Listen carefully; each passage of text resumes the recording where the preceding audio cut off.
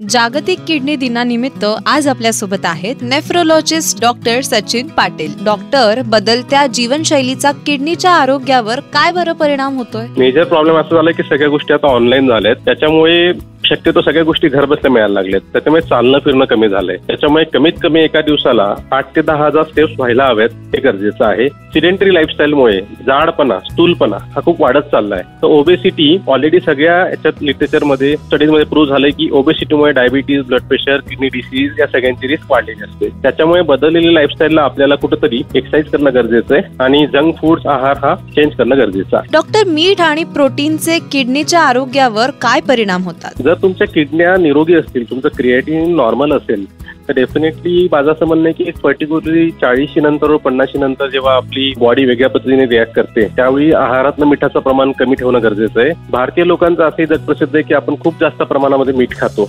दिवसाला कमीत कमी फक्त 2 नाही तर 3 चिमूट म्हणजे 2 ते 3 ग्रामच्या वर मीठ न खाल्लेलं बरं. तुम्हाला जर का ब्लड प्रेशरचा त्रास असेल तर डेफिनेटली मीठ रिस्ट्रिक्टेड ठेवा. प्रोटीनचं असं की जर तुम्हाला क्रोनिक किडनी डिसीज म्हणजे किडनीचा जुना आजार असेल तर आपण प्रोटीनची इंटेक कमी ठेवलेली बरी. डॉक्टर, तुम्ही सांगू शकाल का की किडनीचे आजार फक्त वृद्धांनाच होतात का, की ते कोणालाही होऊ शकतात? नाही, असं नाहीये. युजली आपण बऱ्यापैकी डायबिटीसचे कॅपिटल झाले आहोत आणि किडनीच्या मेजर आजारांचे वन ऑफ द मोस्ट कारण आहे हे डायबिटीस आणि ब्लड प्रेशर. किडनीचा आजार हा लहान बाळापासून तर उतार वयातल्या कुठल्याही व्यक्तीला असू शकतो. काही किडनीचे आजार हे जन्मजात पण राहतात आणि पण मेजॉरिटी कसं असतं की काही लोकांच्या लघवीतनं प्रोटीन जाणं, एखाद्याच्या लघवीतनं रक्त जाणं, लघवीला इन्फेक्शन होणं, कुठलाही किडनीचा आजार असू शकतो. शक्यतो लोकांमध्ये फक्त डायलिसिसवर गेलेल्या पेशंटलाच फक्त किडनीचा आजार म्हणतात असं नाहीये. किडनीच्या आजाराच्या 5 वेगवेगळ्या स्टेजेस आहेत, त्या कुठल्याही वयोगटामध्ये आढळू शकतात. त्याच्यामुळे आपलं नियमित चेकअप करणं फार गरजेचं आहे. डॉक्टर, किडनी निरोगी ठेवण्यासाठी कोणते जीवनशैलीचे सवयी अंगीकारायला हव्यात? माझं म्हणणं आहे की आयुष्यात नेहमी चांगल्या सवयी असणे, पुरेशी झोप घेणे, आहारामध्ये मिठाचं प्रमाण नियंत्रित असणे, जर तुम्हाला डायबिटीज, ब्लड प्रेशर असेल तर शुगर कंट्रोलमध्ये असणे. माझं म्हणणं आहे की वाईट सवयींपासून अल्कोहोल आणि धूम्रपान टाळणे. आहारामध्ये आपल्या मल्टीव्हिटॅमिन्स म्हणजे जसं फळं आणि भाज्यांचा पूर्णपणे समावेश करावा. जंक फूड्स पासून लांब राहावं. रेग्युलर एक्सरसाइज मिनिमम अर्ध्या तासाची तरी निवड डेली असणं गरजेचं आहे. सगळ्यात महत्वाचं किडनी करता दिवसात पाणी पिण्याचं प्रमाण हे मिनिमम 2 ते 2.5 लिटर, निदान 10 ते 12 ग्लास पाणी पिणे हे फार महत्वाचं आहे. आणि महत्वाचं की जर तुमचं वय वाढत असेल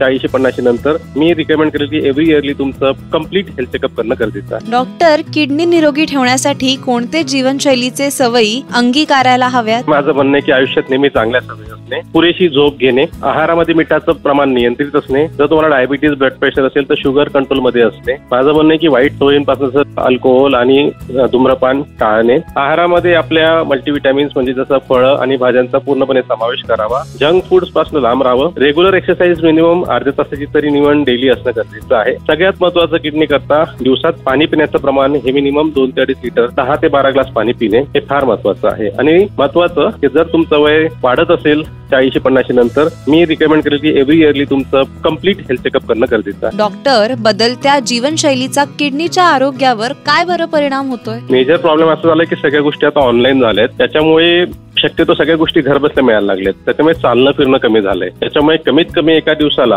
8 ते 10,000 स्टेप्स व्हायला हव्यात, हे गरजेचं आहे. सिडेंटरी लाईफस्टाईलमुळे जाडपणा, स्थूलपणा हा खूप वाढत चाललाय. तर ओबेसिटी ऑलरेडी सगळ्या याच्यात लिटरेचरमध्ये स्टडीजमध्ये प्रूव्ह झालंय की ओबेसिटीमुळे diabetes, blood pressure, kidney disease या सगळ्यांची रिस्क वाढलेली असते. त्याच्यामुळे बदललेली लाईफस्टाईलला आपल्याला कुठेतरी एक्सरसाइज करणं गरजेचं आहे आणि जंक फूड्स आहार हा चेंज करणं गरजेचं आहे. डॉक्टर, मीठ आणि प्रोटीनचे किडनीच्या आरोग्यावर काय परिणाम होतात? जर तुमच्या किडन्या निरोगी असतील, तुमचं क्रिएटिन नॉर्मल असेल, तर डेफिनेटली माझं असं म्हणणं आहे की पर्टिक्युलरली 40 नंतर व 50 नंतर जेव्हा आपली बॉडी वेगळ्या पद्धतीने रिॲक्ट करते, त्यावेळी आहारातलं मिठाचं प्रमाण कमी ठेवणं गरजेचं आहे. भारतीय लोकांचं असंही जग प्रसिद्ध आहे की आपण खूप जास्त प्रमाणामध्ये मीठ खातो. दिवसाला कमीत कमी फक्त 2 नाही तर 3 चिमूट म्हणजे 2 ते 3 ग्रामच्या वर मीठ न खाल्लेलं बरं. तुम्हाला जर का ब्लड प्रेशरचा त्रास असेल तर डेफिनेटली मीठ रिस्ट्रिक्टेड ठेवा. प्रोटीनचं असं की जर तुम्हाला क्रोनिक किडनी डिसीज म्हणजे किडनीचा जुना आजार असेल तर आपण प्रोटीनची इंटेक कमी ठेवलेली बरी. डॉक्टर, तुम्ही सांगू शकाल का की किडनीचे आजार फक्त वृद्धांनाच होतात का, की ते कोणालाही होऊ शकतात?